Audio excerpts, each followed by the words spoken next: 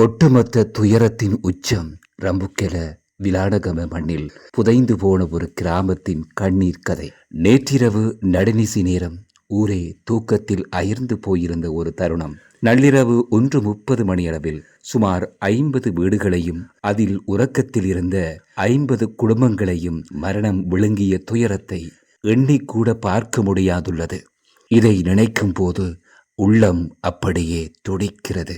இந்த கிராமத்தின் மக்கள் உறக்கத்தில் உறைந்து போயிருந்த கணம் சுற்றுமுற்றும் இருந்த பாறைகளும் மண்மேடுகளும் அவர்கள் மீது சரிந்து விழும் என அவர்கள் தமது கனவிலும் கூட கண்டிருக்க மாட்டார்கள். கடும் மழையால் பிடிமானம் இழந்திருக்க மண்மேடுகள் சரிந்து வந்து அவர்களது வீடுகளை முழுவதுமாக விழுங்கிக் கொள்கிறது.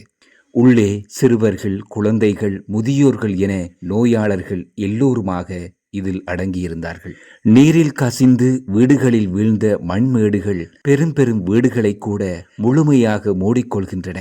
மக்கள் மூச்சு காற்றை மட்டுமன்றி முகவரியை கூட இழந்த பரிதாபம் இது. யாரும் உடனடியாக சென்று உதவ முடியாதவாறு பாதைகள், சிறு வீதிகள் எல்லாமே சிதைந்து போனது.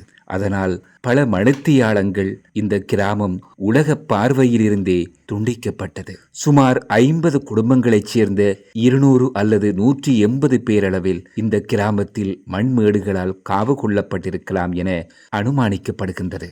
ரம்புக்கெல விலானகம கிராமம் அக்குரணை நகரிலிருந்து சுமார் 10 கிலோமீட்டர் தொலைவில் அன்கும்பர அலவத்துக்கொட வீதியில் அமைந்துள்ளது. இது அக்குரணை பிரதேச செயலகத்துக்கு உட்பட்ட 590வது கிராம உத்தியோகத்தின் பிரிவில் உள்ளது. சூழ இருக்கின்ற தமிழ் சிங்கள சமூகத்தையும் உள்ளடக்கிய சனத்தொகை 800 குடும்பங்கள். முஸ்லிம்கள் சுமார் 400 குடும்பங்கள். அவர்களில் 50 குடும்பமே இந்த வரலாற்று துயரத்தினை எதிர்கொண்டுள்ளன.